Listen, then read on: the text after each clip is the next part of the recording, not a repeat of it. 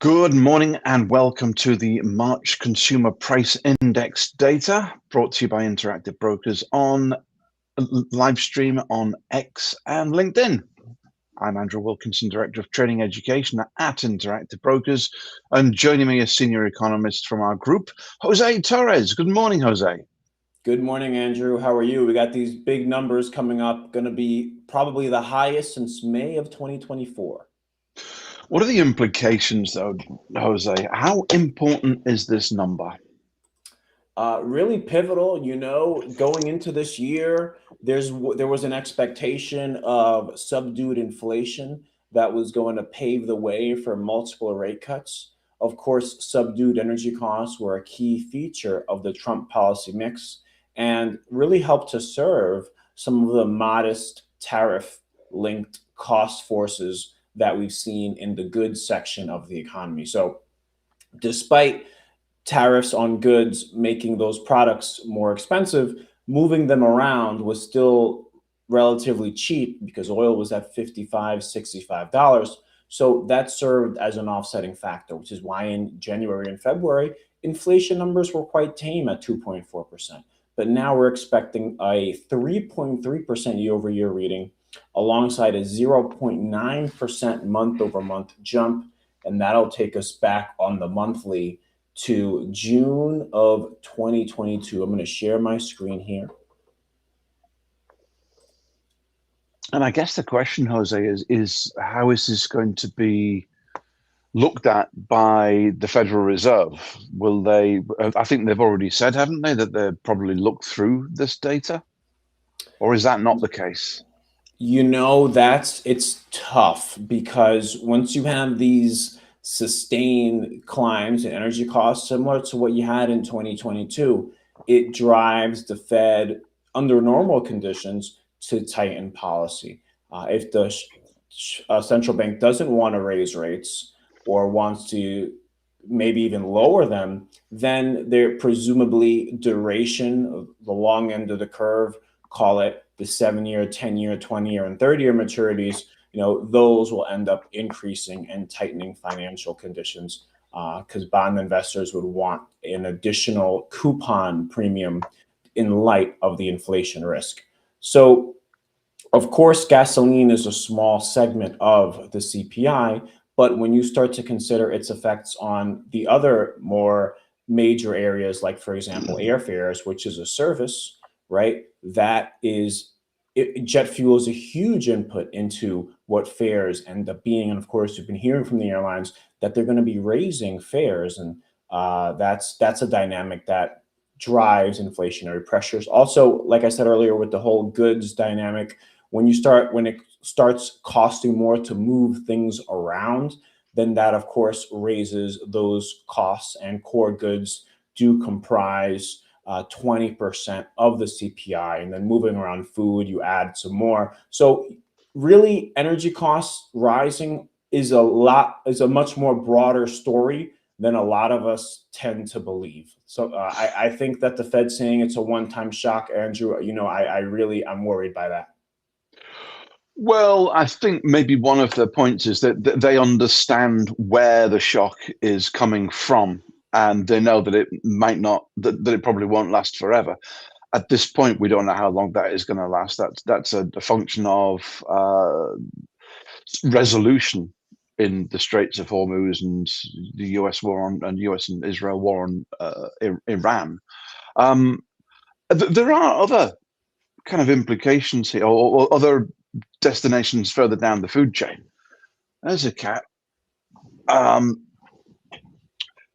It's having a big impact on farmers' business on a daily basis, because it's not just the cost of diesel, but it's also the effect of getting phosphates and fertilizers over to into the ground before the planting season, right? So that is also it's an expense to farmers, but I'm fairly sure you're going to see that result in higher food prices, no? Yes, absolutely. Fertilizer is a huge input as well, and I hear what you're saying, but when you go back to 2022, when I examine what impact the Russia's invasion of Ukraine did, my analysis says that the Fed wouldn't have had to raise they would have raised 125 basis points less. So the Right. peak of Fed funds would have gotten to maybe 425 rather than 550 due to that jump. So another key consideration is that even if the war ends, the existing damage already suffered to energy infrastructure facilities, means that the bottom for oil, even in weak demand conditions, would be 75 or 80, not 50 or 55. And that's supports heavier inflation. And the central bank here, Andrew, is really at a credibility in a credibility maze here, because we really haven't been at target on PC or CPI for 5 years and change. So it's been quite some time since we've been at the 2% target. Other nations are, albeit they are energy importers, they're taking this energy price spike much more seriously. The UK, for example, your old stomping grounds, they are looking to begin hiking soon. The ECB, same thing. Australia already has hiked a few times. Japan has hiked a few times. So it'll be weird to see a lot of central banks start to raise, and the central bank here in the U.S., because of President Trump wanting subdued borrowing costs, keeping rates steady. So we'll see what happens. And of course, the ceasefire is really up in the air. The markets have been great. In 10 calendar days, Andrew, a return of roughly 8% on the S&P 500 from the low of 63.17 on March 30th, folks. We are at 68.24.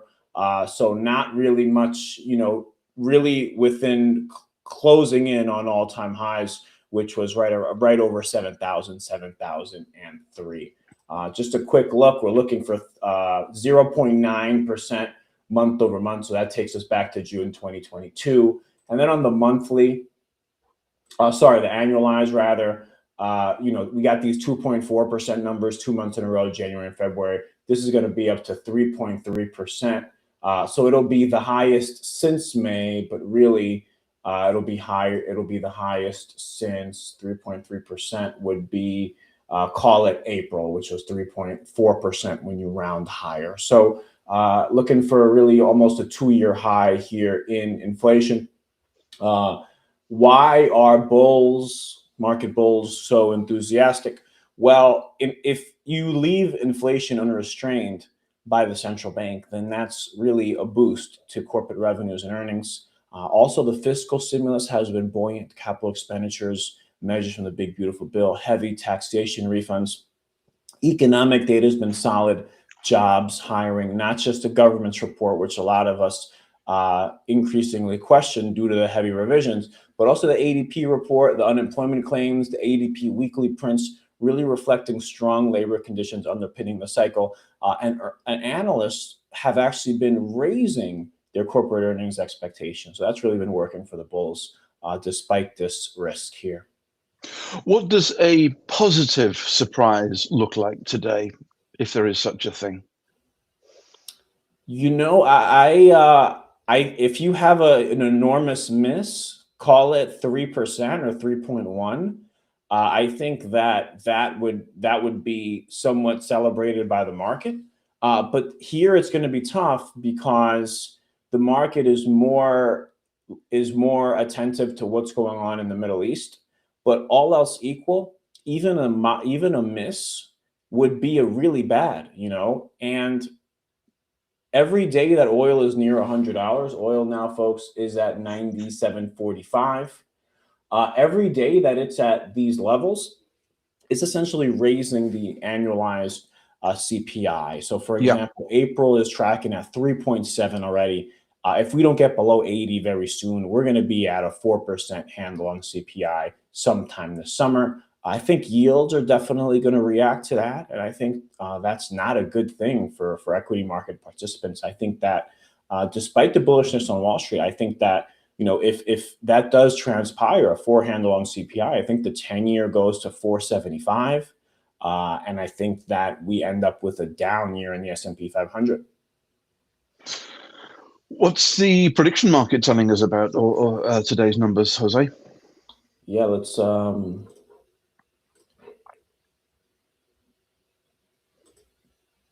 I think another question is what sort of interesting contracts have you noticed being added that are related to the war? yeah, so we're working on the Strait of Hormuz.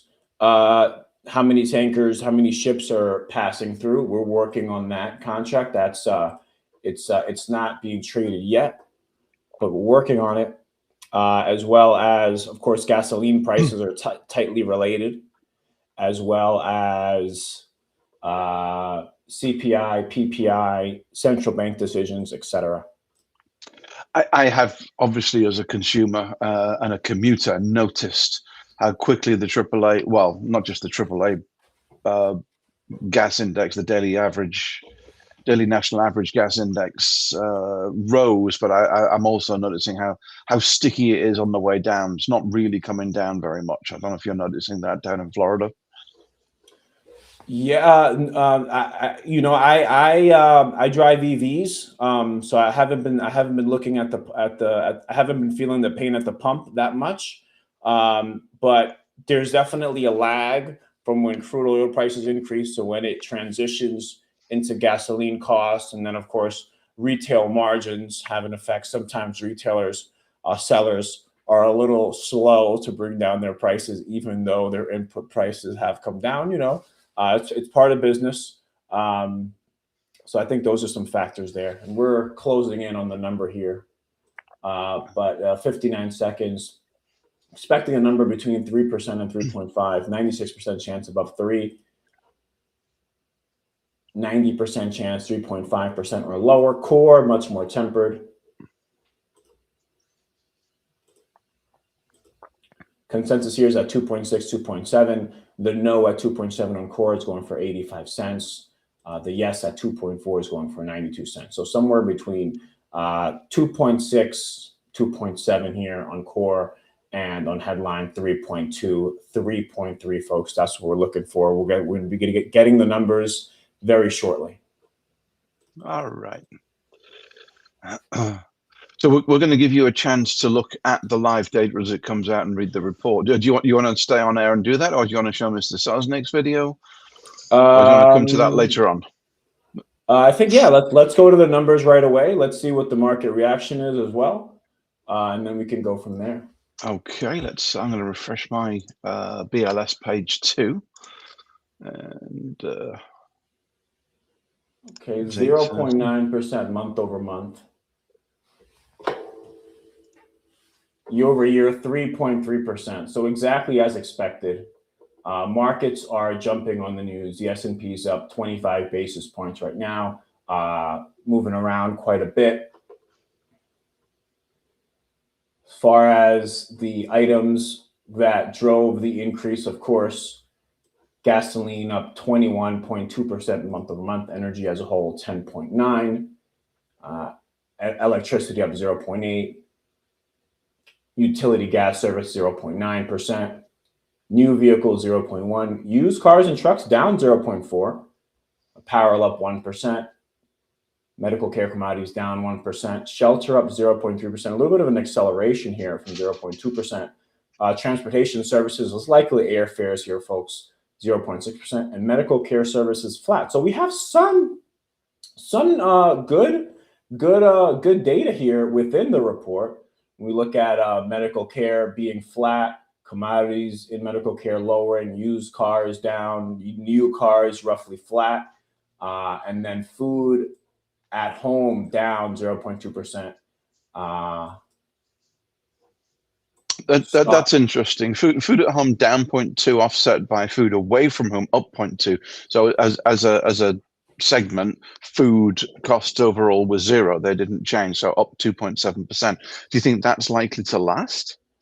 No, I think that food prices are going to start going higher April and May. This is March data, so this is essentially reflecting right when the war started. So, there's a lag, of course, between the prices moving and suppliers and shifting their charges on to final consumers. and the whole supply chain. So, there's a little bit of a lag, but I'm expecting that move up in food in April. If we look at the inflation nowcast from Cleveland Fed, gives us a little preview of what we could expect in April, considering what we got, what the daily inputs are for that report. So, for example, right now we're expecting 3.6% year over year in April, 0.5% month over month. And let's look at core inflation. Let's see what transpired there. 0.2% month over month. 2.6% on core year over year. So that's a little bit of a beat. And that's part of those positive aspects where we saw those decreases in some of those categories. You want to go to Mr. Sosnick now, and while I look under the hood of the report? Let's go. All right.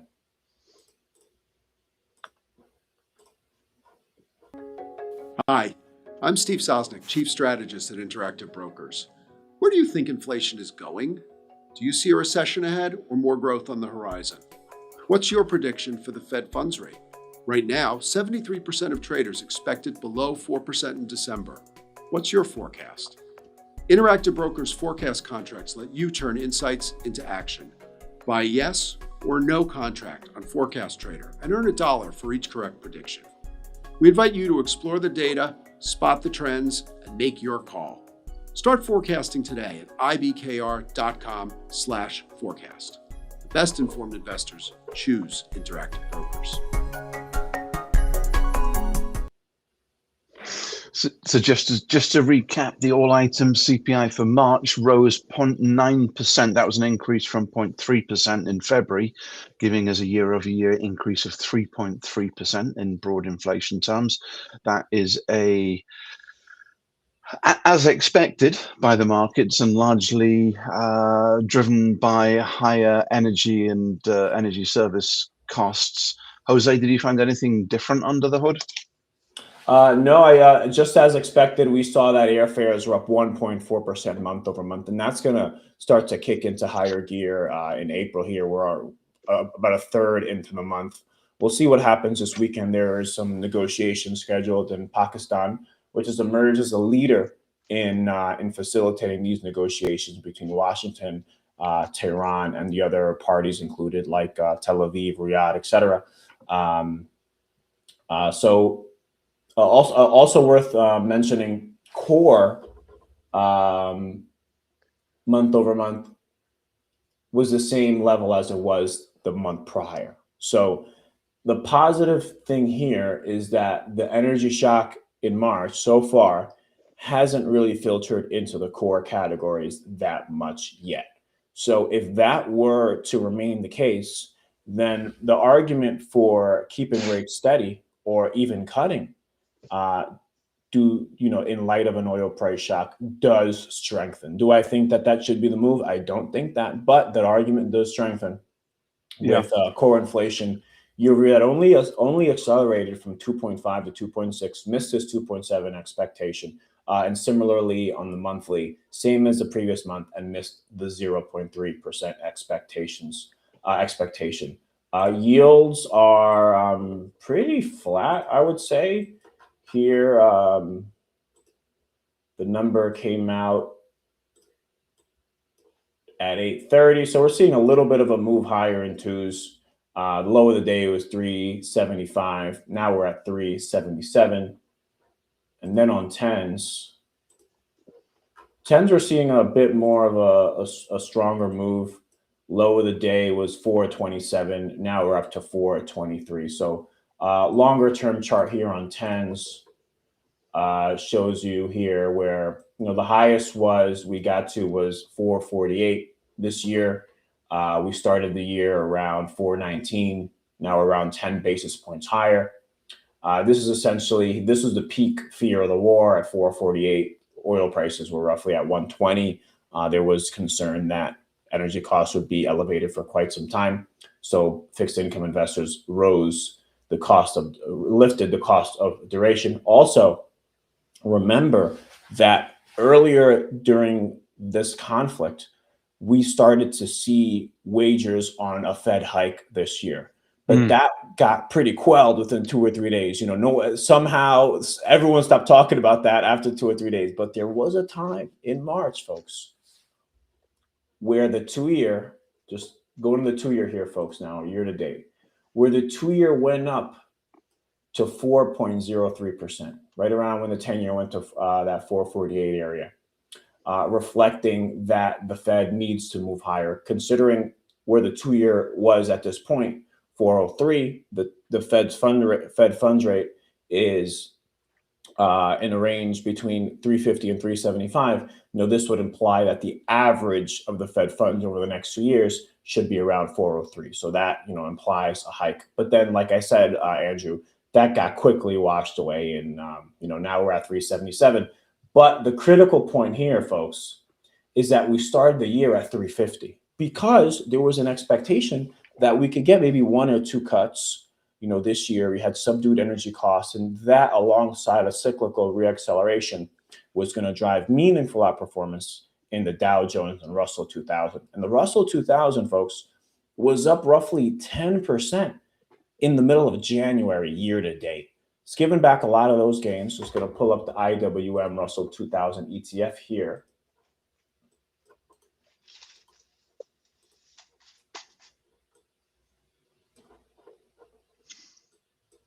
But we got up here to 270, the 272 area here on January 22nd. So this is roughly a 10% year-to-date gain at this point.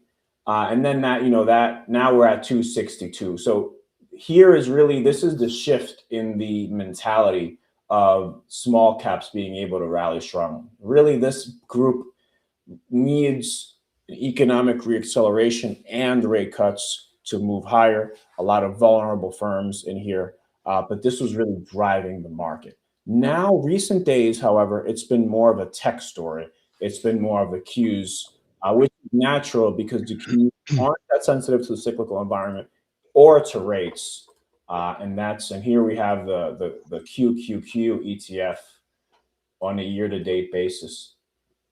Let me go a little longer term here. It looks very, very similar to this time last year, doesn't it? What was that? Sorry? I say it looks very similar to this time last year. To the last year, but beyond the tariff news back in March and April last year. Oh, got it. Okay, I'll go. Yeah, you had this ferocious dip here on the QQQ ETF down to, and round numbers are important for these ETFs, down to almost 400. It was at, prior to the Liberation Day shenanigans, we were at approaching 550. We're at 542, went down to 402, hit an all-time high at around 637 in around October. Went around there again in January, and then we dipped down here to the 550 area, 556 area on March 30th, which a lot of folks on Wall Street are saying that it's the low of the year, and that from here we're going to be marching higher. And now we're at around 610. But just to show, we were around 610 in early October. So generally flat market during this time. However, throughout this period, earnings have grown, the economy has expanded, and as a result, valuations have become more accommodative. This sector is also getting a boost from Amazon news yesterday, favorable news in the AI and semiconductor fronts, which drove that name up roughly 4 or 5%. So right now, it looks like folks are looking at the Qs for leadership. The Russell's up 32 basis points in the pre-market. However, the Qs are up 22 basis points. And the SPY, S&P 500 ETF, is up 17 basis points. Oil is at 97.60. Here's where we've been on oil, West Texas Intermediate. Really a tug of war recently at around the $100 level. But as you can see, folks, we started the year at 56.87. If we go back on a 12-month basis, and this is why these annualized numbers, folks, are jumping so much, because 12 months ago, we were at roughly $60, and now we're at $97, right? So that makes a direct impact on annualized CPI. More recent, however, we see that in the initial peak fear, well, not peak fear. When the war first started, we jumped up towards 120, close to there, and then we had another jump up to close to there, up to around 118. Then we fell below $100, down to 90 when the ceasefire announcement was delivered, and now we've sort of been jumping around near $100. Really a tug of war. It's a big round number that folks are paying attention to. Generally speaking, equities can rally, can perform better when the crude oil is below $100 and perform worse when it's above. How are the prediction markets being? What are the prediction markets for oil telling us, or how can somebody use the prediction markets for oil to kind of play alongside the war? Are we looking at the price of oil at the end of a given month or at the end of the year? Oh yeah, we're gonna show you right now.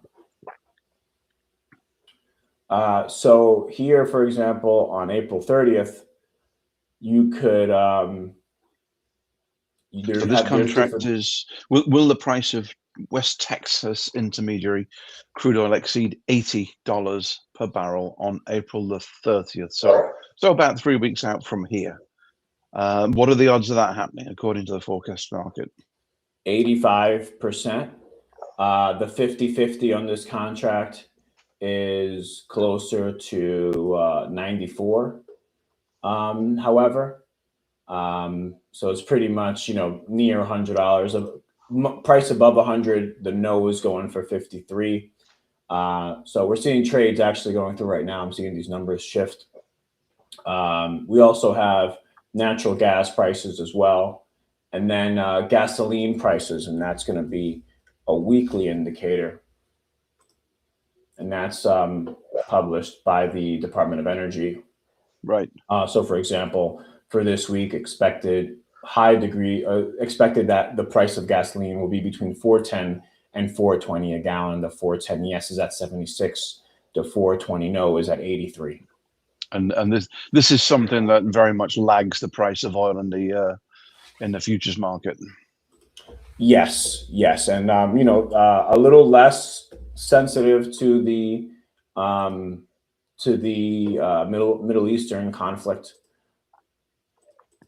And I see you're putting up the Senate Majority Leadership Board, because that's all the talk in from the political perspective, other than watching Truth Social for what the president's telling us. How's this contract moving?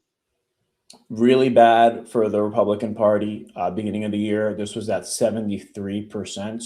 Now we're at 51. So really nearing a 50-50 in the beginning of the year. There was an expectation that the GOP was going to keep the Senate and give up the House.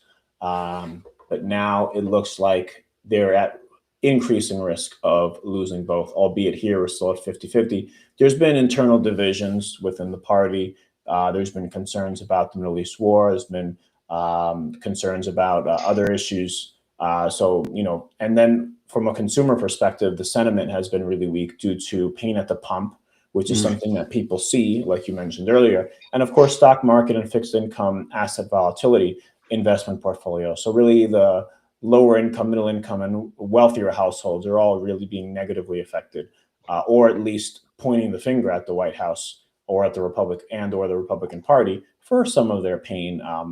President, however, recently he's been trying to soften the blow. He's been trying to come out, but at the same time, not totally give up on the Iran conflict and essentially deliver all the concessions that the Iranians want. If you look at what the Iranians want and what Washington wants, I mean, they are worlds apart, and that's why I'm a little cautious about this stock market rally we've seen.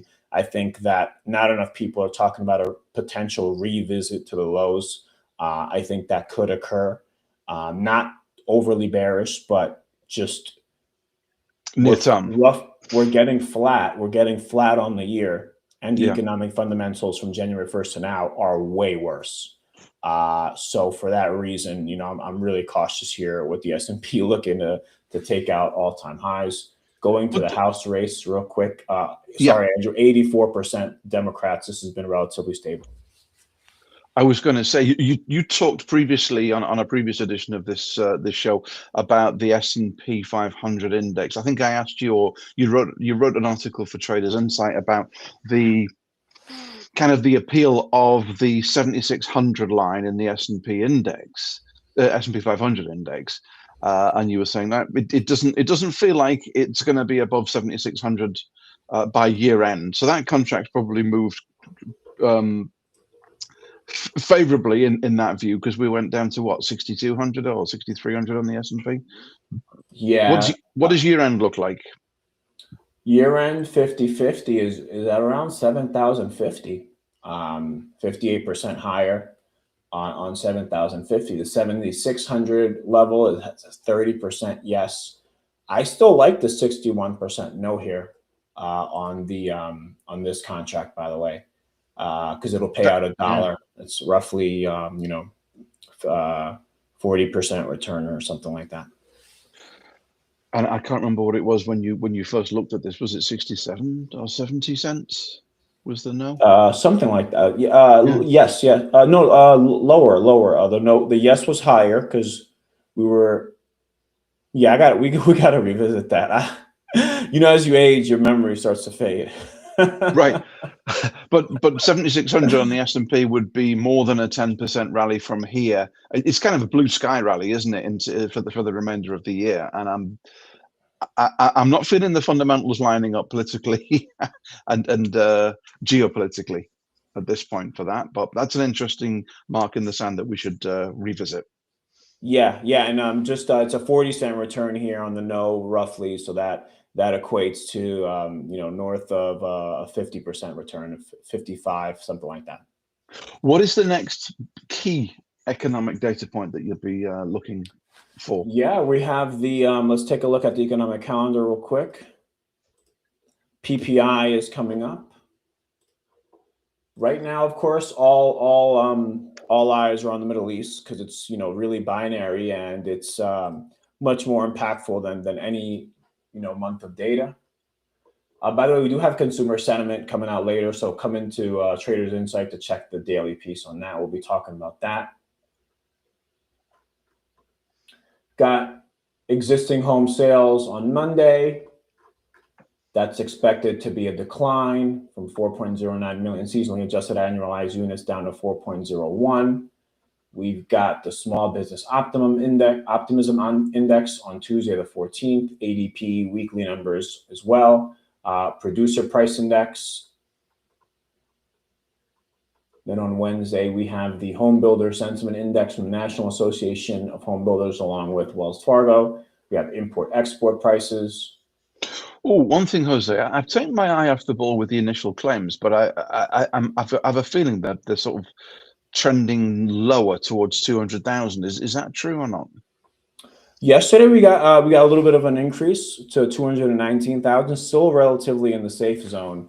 But the story with continuing claims, and I didn't mention that. Well, I kind of did, but I didn't mention it in detail earlier during this program.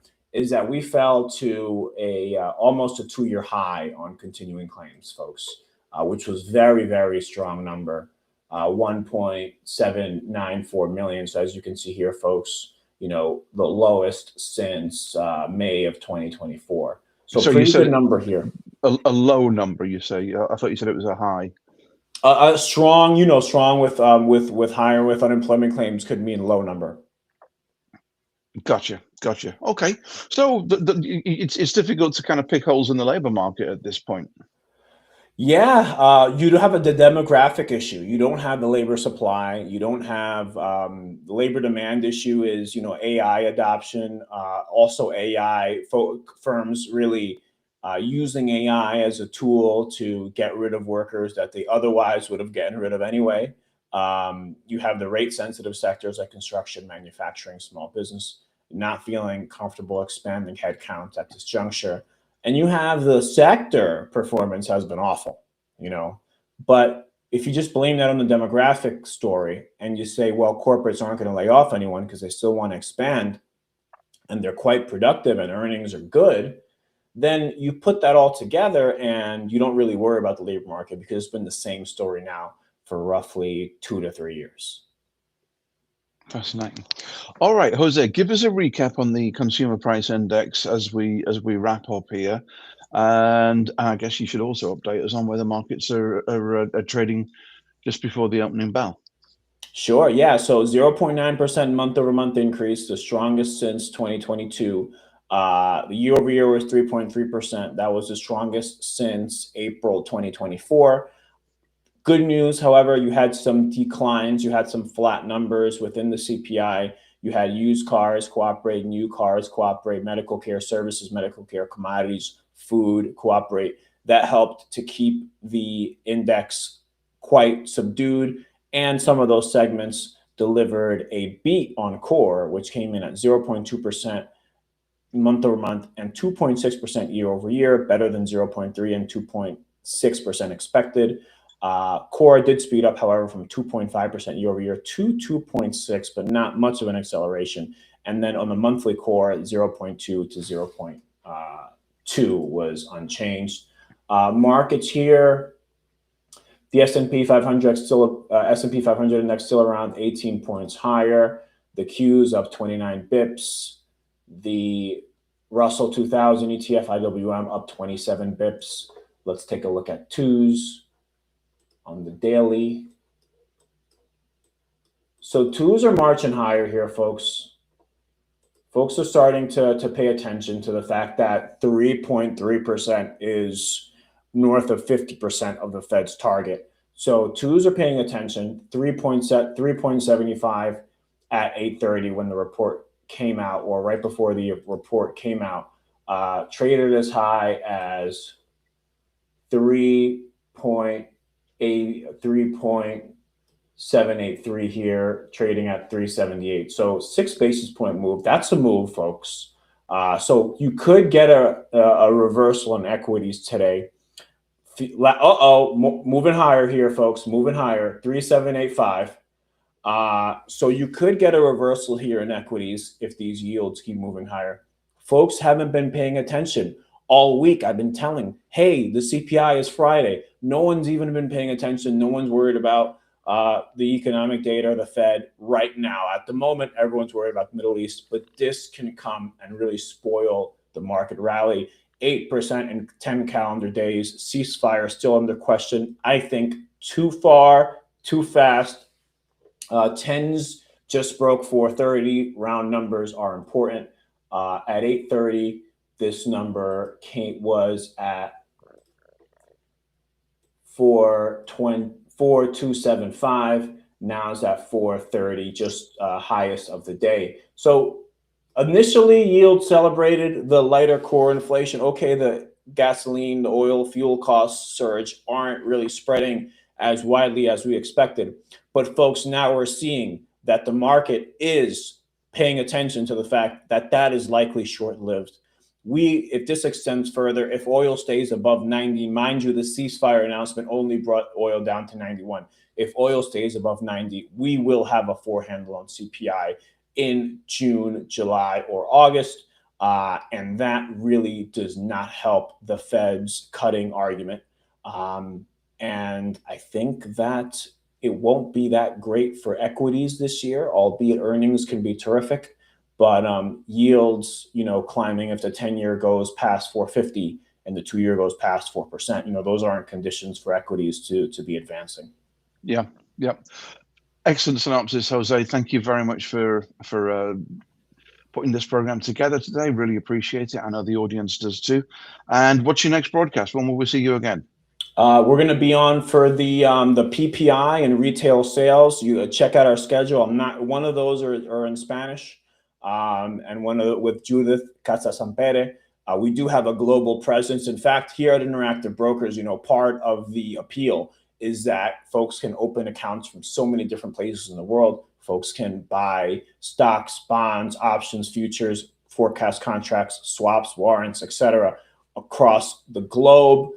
For the most part, and that's really part of our appeal. So that's why we do like to appease not only our American and English and Australian audience and other countries that speak English, but we also want to appeal the Spanish folks as well, the Latin American folks. Thank you so much, all of you, for joining us, and we look forward to seeing you for PPI as well as for retail sales later in the month. And shout out to Leora Jones, who's her first day helping us today on the team. Andrea Brown is off to another assignment. Thank you to the cats that behaved. We had a blonde cat, and now we have a dark-haired cat. They behaved during the broadcast. And Andrew, thank you so much for being here. All right. Thanks, Jose. Thanks, Leora, in the background. And thanks to the audience. We'll see you soon. Bye.